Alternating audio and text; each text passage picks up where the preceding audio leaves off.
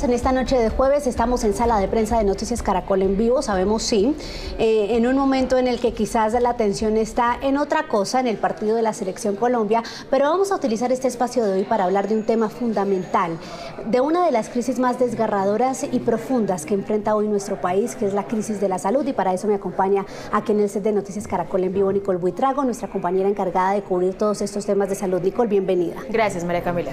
Vamos entonces de una vez a abrir el panel de análisis aquí en Sala de Prensa, y para eso saludo hasta ahora a nuestros invitados que van a ver ustedes en pantalla. Denis Honorio Silva, vocero de Pacientes Colombia, que siempre nos ha ayudado aquí a entender más la situación de lo que viven los que son sin duda alguna el centro del sistema de salud, los pacientes. Doctor Denis, bienvenido. Hola María Camila, buenas tardes, gracias por la invitación. Gracias a usted por acompañarnos, y también hace parte del panel de hoy Ramón Abel Castaño, médico y PhD en Política y Salud Pública. Doctor Castaño, como siempre un gusto, bienvenido. Muchas gracias María Camila, un gusto estar con ustedes, y a Nicole un saludo también y a su audiencia. Ya Nicole nos va a ampliar un poco sobre lo que fue ese panorama hoy en la primera mesa técnica que a regañadientes y casi que obligado tuvo que instalar el ministro de Salud, Guillermo Alfonso Jaramillo, pero quiero antes preguntarle, doctor Denis, ¿cómo está el tema de la salud hoy puntualmente en lo que tiene que ver con la atención a los pacientes? Porque es que sí, estamos viendo día a día estos casos desgarradores, pero ayúdanos a explicarle a la gente por qué es que llegamos a este punto y cómo es diferente hoy a lo que se vivía, por ejemplo, hace unos años. Hoy, ¿por qué está peor el sistema, Denis? María Camila, antes de que llegara este gobierno, obviamente teníamos problemas dentro del sistema de salud, insuficiencia de recursos, falta de talento humano, intervención de EPS y otros factores, como no saldar las brechas sociales entre lo urbano y lo rural. La diferencia de hoy es que hay una intencionalidad directa del gobierno de acabar el modelo que nosotros tenemos para implementar un modelo que en su piloto, que es el del magisterio, pues no ha dado los resultados que esperábamos. Entonces hoy tenemos 4 problemas graves. Uno es la desfinanciación intencional del sistema de salud. 2, el drama humanitario que están viviendo los pacientes en Colombia. Y se inició con el tema de las enfermedades huérfanas, pero hoy está generalizado. 3, tenemos 9 EPS intervenidas que suman el 60% de la población, y hay una intencionalidad directa de contener el gasto en estas 9 EPS intervenidas para inducir cada día más a la crisis. Y 4, lo más grave, y creo que es lo que nos tiene que importar a todos los colombianos, es que se están muriendo pacientes por la ausencia en la prestación de los servicios de salud. En un gobierno que una de sus premisas y sus grandes postulados era que este iba a ser el gobierno del cambio, del gobierno de la potencia mundial de la vida, no se puede poner en peligro a 16 millones de colombianos que tienen alguna carga de enfermedad y al 30% de la población que es adulta mayor. Sí, Nicole, ahora quiero que usted nos hable un poco de lo que pasó hoy en esa mesa técnica. Se habló de esto que está pasando, que nos describe muy bien Denis, de que se está muriendo la gente porque no tienen medicamentos. Así es, María Camila. Pues en medio de la intervención del ministro de Salud, Guillermo Alfonso Jaramillo, fue el mismo que habló y se fue, ¿no? Habló y se fue porque tenía una reunión con el presidente de la República, según me informó, pero prácticamente dijo, sí, el sistema está en crisis, una crisis sin precedentes, el sistema está colapsado. Lo reconoció, y delante de todos los gremios que fueron citados hoy a esta primera mesa técnica. Y según él, ¿quién es el responsable? No, él dice que son los mismos actores, las EPS, las clínicas, los hospitales. Él justificó prácticamente esta crisis porque dice, cuando a ellos ya no les sirve el negocio, se retiran completamente del panorama, haciendo referencia a lo que está pasando, el cierre de servicios, la falta de las medicinas, la falta de gestión por parte de las EPS para tramitar estos servicios en salud que necesitan los pacientes. Y también manifestó prácticamente que este llamado a la Corte lo habían hecho porque era una orden, era obligación, pero que no se iban a enfrentar más al alto tribunal, que iban a buscar otros mecanismos porque no había un estudio técnico que comprobara que realmente el recurso de la salud era insuficiente. ¿Y entonces qué? ¿Cuál es la solución que él plantea a esta crisis? ¿La reforma? Él dice que en medio de todo la reforma sería la salida, lo vuelve a insistir en este tema, pero hay algo que llama la atención, y es que aún con las pullas que tiró en medio de la mesa de trabajo, aún con las indirectas y las advertencias que le hizo al sector salud y a la Corte Constitucional, dice estamos abiertos al diálogo para soportar lo que nosotros ya habíamos dicho, y es que ese 5.36% de UPC es suficiente, y lo veíamos nosotros a lo largo de la mañana, y es que muchos gremios levantaron la mano para preguntar entonces qué posibilidad hay de que ustedes cedan como gobierno nacional, y ahí estuvieron presentes varios de estos gremios. Doctor Ramón Abel, deme un minuto, voy con el doctor Denis porque como pueden ver ustedes está a punto de despegar y ya nos quedamos con usted para plantearle una pregunta final. Denis, ¿cómo vio entonces qué tan fructíferas son estas mesas que eran obligación, pero pues mire la actitud con la que llega el gobierno? María Camila, Nicole y doctor Ramón Abel, es que nos llamó la atención dentro del ejercicio de la mesa de 4 grandes titulares que comentó el ministro. Uno, que él no tiene que rendirle cuentas a la Corte Constitucional, desconociendo el Estado Social de Derecho, que él le rinde cuentas al Consejo de Estado. 2, que hay una crisis dentro del sistema, pero que mañana esto será peor si no se aprueba la reforma, y recordemos que la reforma no va a resolver los problemas estructurales que tenemos hoy dentro del sistema de salud.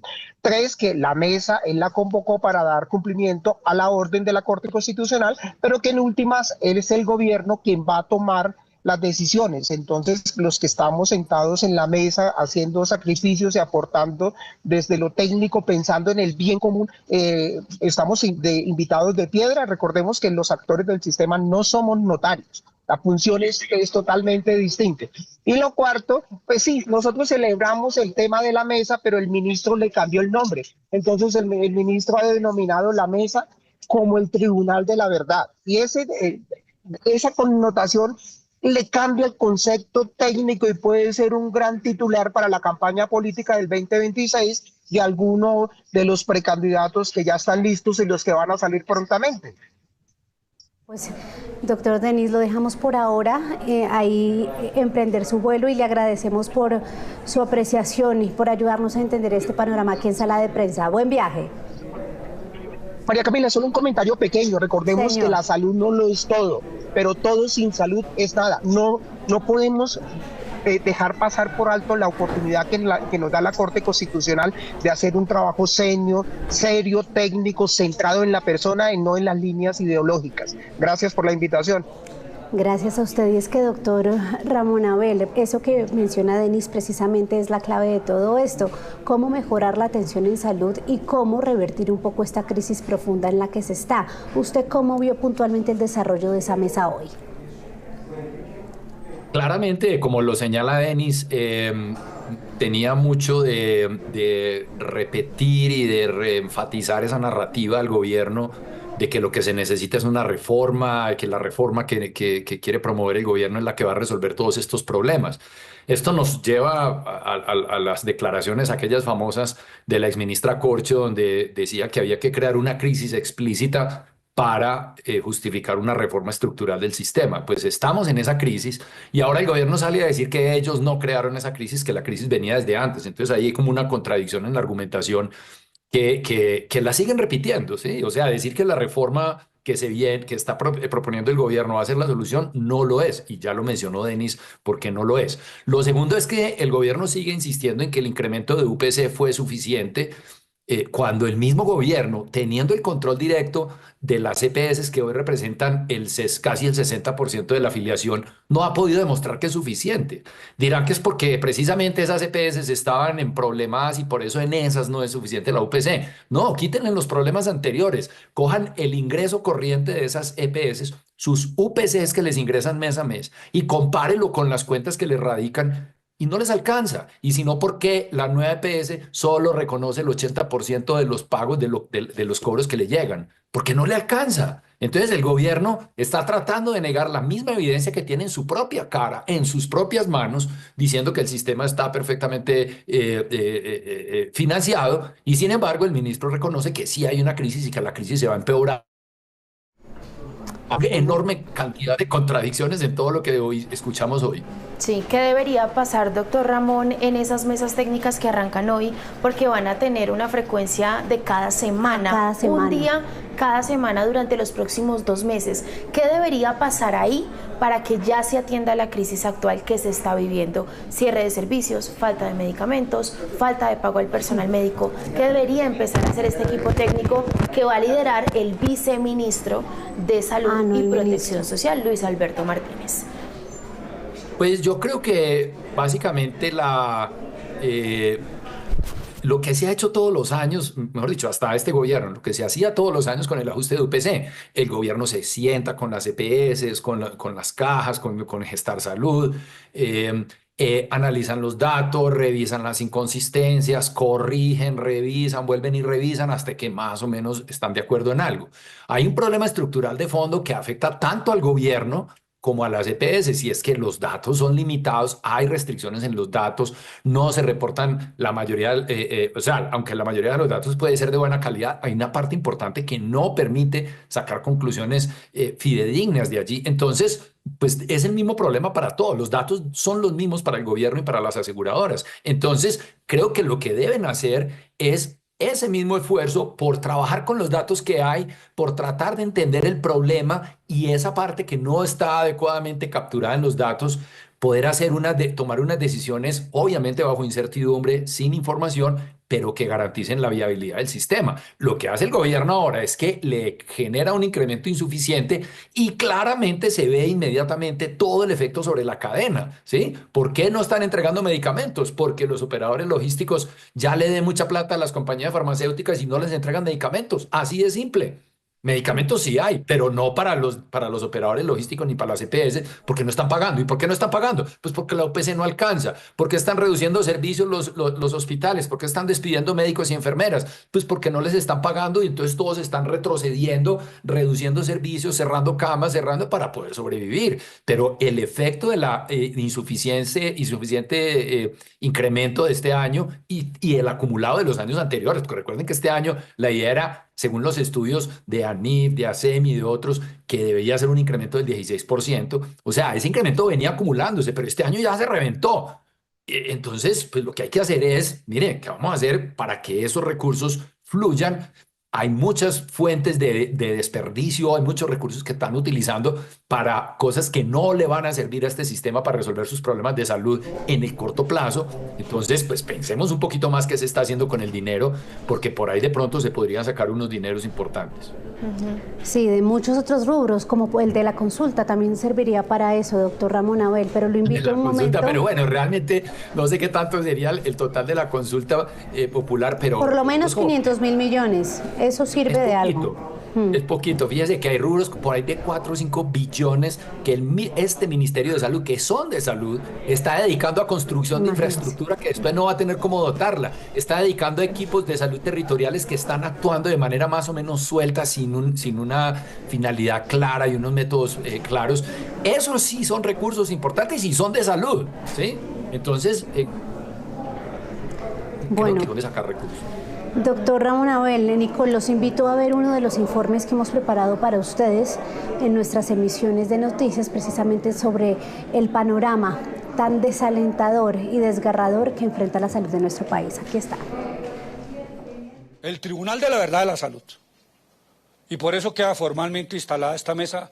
La instalación de la mesa la hizo el ministro de Salud, Guillermo Jaramillo, a las 10 de la mañana. Prácticamente a regañadientes, el gobierno cumplió la orden de la Corte para iniciar diálogos que permitan un reajuste de la UPC. Preferimos no enfrentar más a la Corte. Vamos a buscar otros mecanismos. ¿Cómo puede una Corte decir es insuficiente solamente porque oyó a ciertas personas o porque encontró unos artículos de prensa? En medio de una crisis sin precedentes en la que los pacientes no encuentran medicamentos ni citas con especialistas y viven a diario la crisis del sistema de salud, fue el mismo ministro el que reconoció un colapso total. Minutos más tarde se fue sin responder por soluciones inmediatas. Sabemos la dificultad. Hoy el sistema está colapsado. ¿cierto? Cuando ya no comienzan a ver el negocio, entonces comienzan a irse. Ministro, los pacientes necesitan una respuesta, ministro. ¿Usted ya vio las filas de la nueva EPS? Ministro. Los gremios que representan a pacientes, centros médicos y EPS piden ser escuchados y sobre todo que se atienda de manera rápida la situación actual.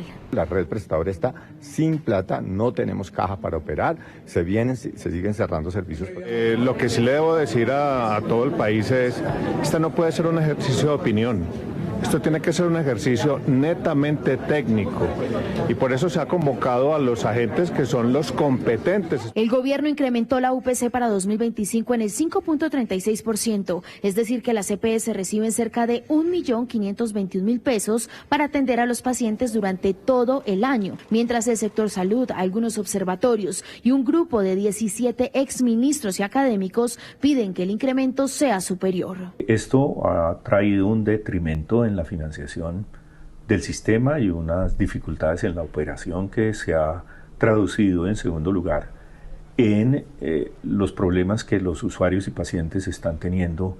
Las mesas entre gobierno y el sector salud se realizarán cada semana durante los próximos 2 meses.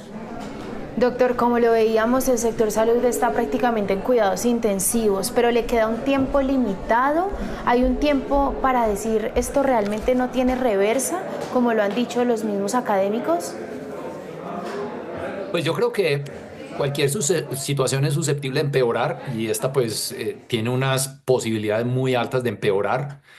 Porque si el gobierno reconoce, por ejemplo, que tras esos estudios técnicos que mencionaba el doctor Giraldo, pues sí, hay que incrementar un 10% más la UPC. ¿De dónde va a sacar 10 billones de pesos el gobierno cuando el mismo exministro Guevara, que acaba de renunciar, dijo que hay que hacer recortes por casi 30 billones?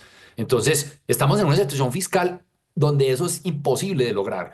Lo único que hay que hacer es reubicar recursos de los que ya se están utilizando, como les hablaba ahorita, de los 4 o 5 billones de pesos del Ministerio de Salud, o de otros recursos de embajadas, tanta cosa que se ha abierto sin ninguna necesidad, el mismo recurso de la consulta que decía, pero yo creo que realmente el espacio fiscal para generar esos nuevos recursos es prácticamente imposible. Puede que se logren pellizcar ahí unos 2 o 3 billones, no sé cuánto, dentro de todas las maromas que tendría que hacer el gobierno dentro del presupuesto nacional, pero claramente la situación es susceptible de empeorar. Lo que va a terminar pasando es pues lo que ya está pasando, solo que peor. Menos en medicamentos, menos servicios, menos médicos para atender pacientes, menos servicios para hospitalizar y para atender a la gente, menos consultorios.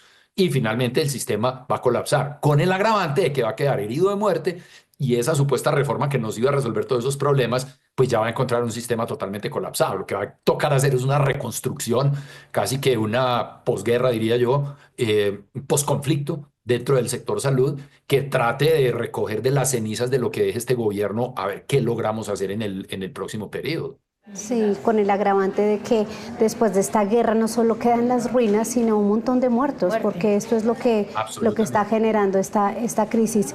Doctor, ya los estamos viendo, Mario, ya los estamos viendo. Mire, el tema de los trasplantes está crítico. ¿Cómo es posible que más de la mitad de los pacientes no estén recibiendo sus inmunosupresores? Van a perder sus órganos. Y si pierden sus órganos, en el caso del riñón, van a tener que volver a diálisis o tener una alta probabilidad. Imagínese usted lo que espera una persona en Colombia para obtener una donación de órgano y cuando la logra, enfrentarse a que no le dan su medicamento. Pero le quiero preguntar, doctor Ramón Abel, porque nos quedan pocos minutos, sobre el tema del acaparamiento del que habla el presidente Gustavo Petro señalando a la EPS. Según lo que le entendí hace algunos minutos, por más de que él lo haga buscando evadir responsabilidades, tiene razón, ¿no? O sea, lo que pasa es que como no se paga, pues las EPS no dan el medicamento, así lo tengan.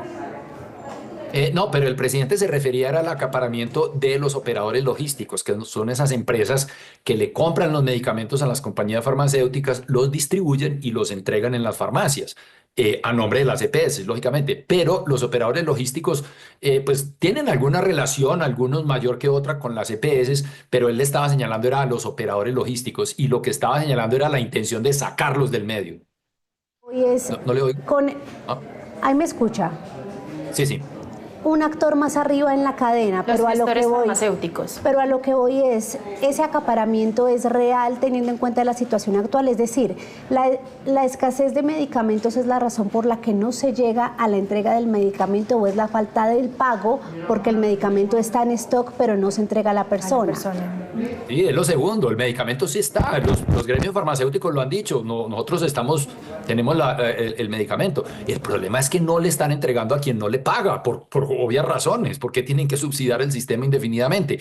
El proveedor o el fabricante del medicamento no se lo entrega al operador logístico, y el operador logístico no lo puede entregar al paciente. Y la EPS, pues, ¿qué más puede hacer? Va a decir, tome, yo le pago, y entonces ¿a quién deja de pagarle? Es que el tema es que cuando el gasto es superior a los ingresos, en el caso de las EPS, pues entonces en cierto momento hay que decidir a quién se le paga y a quién no. ¿Qué es lo que están haciendo las EPS del gobierno? Es que cuando el gobierno habla de las EPS como si fueran un bando opuesto, es increíble que no reconozcan que es que tienen el control del 60% de la población en EPS controladas por el gobierno. Entonces no vengan a decir que es que las EPS y los operadores logísticos son los culpables del problema, porque el mismo gobierno las tiene controladas, y hace más de un año algunas de ellas, y ya este año van a cumplir el año las más importantes. Entonces no vengan a echarle la culpa a las EPS como si fuera un factor externo. Las intervinieron supuestamente para resolver el problema, y lo único que han hecho es empeorarlo.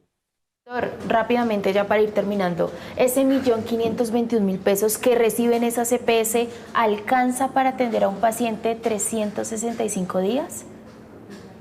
Claramente la cuenta es diferente. El 1.500.000 es lo que le entra por cada afiliado, pero realmente hay pacientes que consumen pacientes muy caros. 1000 veces ese dinero en un año, y otros que no consumen nada. Entonces, ahí es donde está el problema. El 30% de la población de Colombia se consume casi el total de esa plata, solo el 30%. Hay un 5% inclusive que son los más caros de todos, que se consumen alrededor de las 2/3 partes de toda esa plata. Entonces, realmente no es que el 1.500.000 alcancen para una persona. Obviamente que no alcanzan para una persona. Es toda la olla grande que se llena con ese 1.500.000 por cabeza. Esa es la que no alcanza para cubrir las atenciones en salud de las personas que se enferman. Que pues, son más de 90 billones los que entran y se trasladan al gobierno para el sistema de salud. Un dato clave final, Nicole, que también lo debe tener presente, y doctor Ramón Abel. El 1.520.000 pesos no alcanza, pero ¿cuánto debería ser entonces la cifra ideal, la que la Corte dice que debería ajustarse? El alrededor porcentaje, entre el 10 y el 16% más incremento, o sea, más lo que ya está. Y sobre el año pasado, digamos, este año se incrementó un 5.36%, como ustedes lo señalaron, pero lo que estaban diciendo otros estudios era que ese incremento debería ser entre el 14 y el 16% según el estudio, pero claramente las proyecciones eran mucho más allá de lo que el gobierno finalmente incrementó, o sea que quedaron faltando por lo menos unos 8 o 10 puntos porcentuales. Yo le quiero preguntar para terminar, doctor, ¿qué tanta culpa y responsabilidad tienen aquí las EPS? Porque pues tampoco se trata de señalar solo al gobierno como el responsable, aunque sí ha sido puntualmente el que pues ha generado toda esta situación como usted y Denis lo describían. Pero en las EPS también se han identificado desde hace muchos años irregularidades. ¿Qué papel crucial podrían jugar ellos en esta recuperación, el 40% que queda vigente con autonomía? Primero, pues, hablando de lo pasado, yo sí creo que ha habido hechos de corrupción, ha habido hechos de malos manejos, situaciones irregulares, como ustedes lo refieren, pero yo no creo realmente que eso haya implicado, mejor dicho, eso no quiere decir que toda la plata se la hayan robado, como dicen algunos, o que toda la plata de las reservas técnicas se la robaron. O sea, esas generalizaciones realmente no contribuyen a entender a fondo el problema para poder encontrar una solución.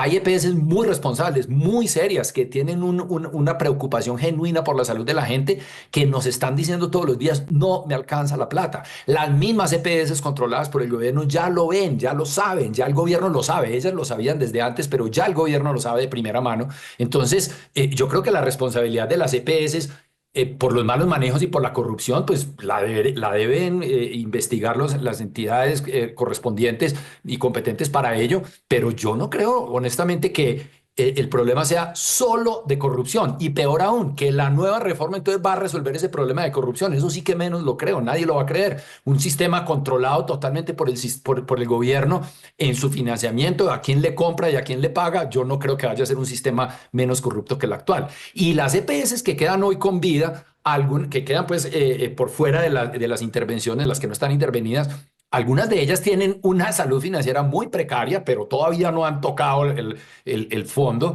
Y pues si esta situación sigue como está, pues claramente lo van a tocar fondo inexorablemente, seguramente. Sí, es que es como el cóctel de todo lo malo, no solo estos casos de corrupción que usted menciona existen, sino también, Nicole, la inoperancia, la falta de estrategia, la falta de asumir responsabilidades. Entonces, pues sí, lamentablemente, aunque es lo indeseable, doctor, lo que va a pasar es lo que usted predice, y es que el sistema va a estar casi que herido de muerte y va a ser un proceso de reconstrucción muy largo, si es que hay voluntad en el futuro para eso. Pues Nicole y doctor Ramón Abel, gracias por habernos acompañado. Muchísimas gracias, María Camila, Nicole, y a toda su audiencia una feliz noche. Así es, Camila, solo les va a quedar un camino a las EPS, y es convertirse en esas famosas gestoras de salud y vida. Así es, que es lo que proponen a través de la reforma, pero que también podría llegar por otras dos vías, por la de la fuerza de la ley a través de los decretos o a través de la consulta popular, porque recordemos que el tema de la salud es uno de los que va a estar incluidos en esas preguntas que se enviarán al Senado. Hasta aquí Sala de Prensa, quédense conectados con la programación de Noticias Caracol en vivo. Un gusto, feliz noche.